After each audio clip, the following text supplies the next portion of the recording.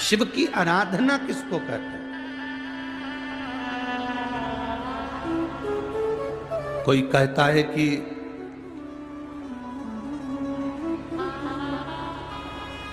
क्यों भटक रहे हो, क्यों जा रहे हो यहां वहां।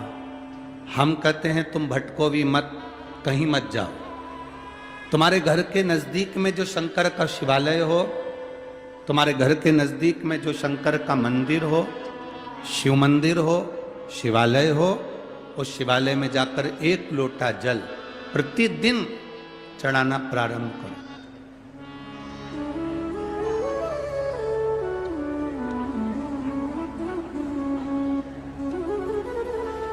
जो प्रतिदिन भगवान शंकर के मंदिर में एक लोटा जल समर्पित करता है, उसका हाथ महादेव पकड़ लेता है, फिर ऐसे ही नहीं छोड़ता, उसको मंजिल तक पहुंचाकर छोड़ता।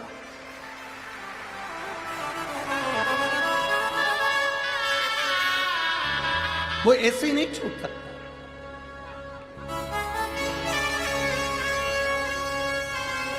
आपने अगर उस पर भरोसा करा है,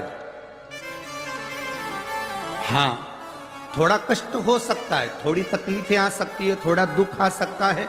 जिंदगी में थोड़े थोड़े तकलीफें हर मनुष्य के जीवन में आती है। कोई संत, कोई साधु, कोई गुरु, कोई ब्राह्मण, कोई बहुत बहुत बड़ा महाराज भी अगर तुमको कह दे कि उसकी जिंदगी में दुख नहीं है, तो समझ लेना कि झूठ बोल रहा।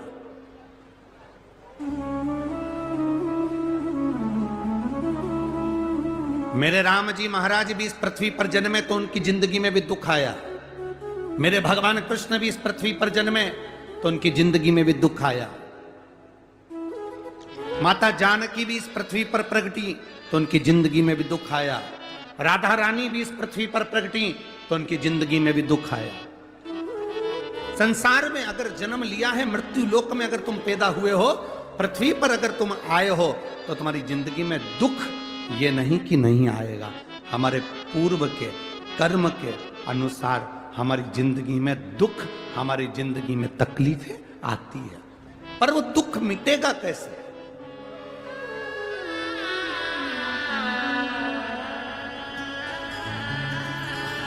राम जी का दुख कैसे मिटा था? राम पथ गमन में जहां जहां चलकर देखो, चलो आपके पास में है पंचवटी, आपके पास में नासिक लगा हुआ है, पंचवटी लगी हुई। ये कथा 19 तारीख को पूर्ण हो जाएगी। 21 तारीख को नासिक में माता गोदावरी के तट पर पंचवटी में 5 दिवसीय कार्तिक महीने में कथा लोगों को श्रवण करने के लिए भक्तों को मिल जाएगी। आपके नजदीक में लगी है पंचवटी, चलो जाओ। जितने राम जी महाराज अयोध्या से लंका तक गए, उसके बीच में जितने राम जी के मंदिर नहीं है, उससे अधिक शंकर जी के मंदिर हैं। उसका कारण केवल एक है, राम जी जहां रुकते थे वहां शंकर भगवान के शिवलिंग की स्थापना करते थे, पूजन करते थे, और वहां से फिर आगे बढ़ते थे, फिर आगे बढ़ते थे, फिर आगे बढ़ते थे। बिना शंकर की आराधना के, बिना शंकर भगवान को एक लोटा जल चढ़ाए बिना मेरे राम जी महाराज आगे बढ़ते ही नहीं थे। भगवान कृष्ण के जीवन का चरित्र उठाकर देखो। मेरे ठाकुर जी का नियम था, एक लोटा जल चढ़ाए बिना कृष्ण आगे बढ़ते नहीं थे। श्री दशरथ जी महाराज के जीवन चरित्र को उठाकर देखिए। सूर्य नारायण भगवान को जल और शंकर भगवान को जल चढ़ाए बिना दशरथ जी महाराज आगे बढ़ते नहीं थे। श्री जनक जी महाराज के चरित्र को उठाकर देखिए। एक लोटा जल चढ़ाए बिना जनक जी महाराज अपनी सभा में नहीं जाते थे।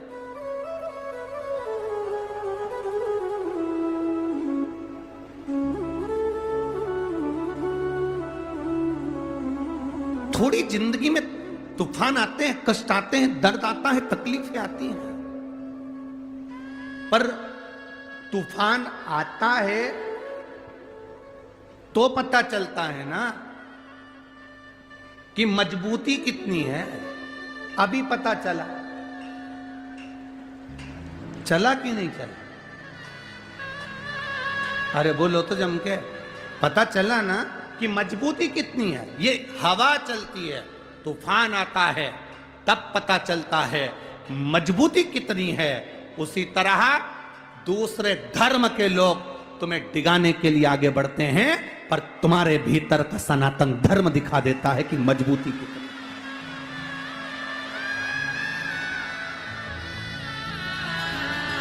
छत्रपति शिवाजी महाराज,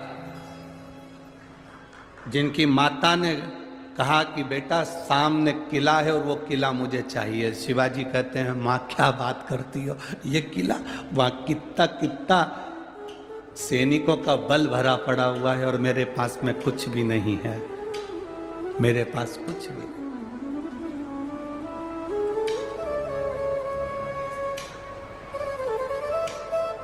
जीजाबाई के शब्द जब श्रवण किए, छत्रपति शिवाजी महाराज को छत्रपति का संबोधन स्वयं उनकी माता ने दिया है, स्वयं उनकी माता ने।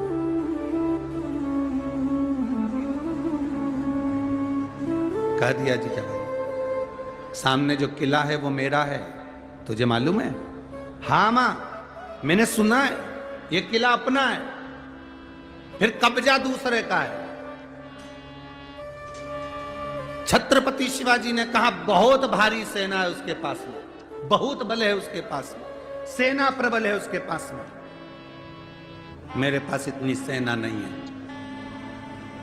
मां ने कह दिया शिवाजी तेरे बस की बात नहीं है, मैं खुद जाऊंगी और किला लेकर आऊंगी। स्वयं शिवाजी ने सुना कि मां स्वयं किला लेने के लिए जा रही है, स्वयं मां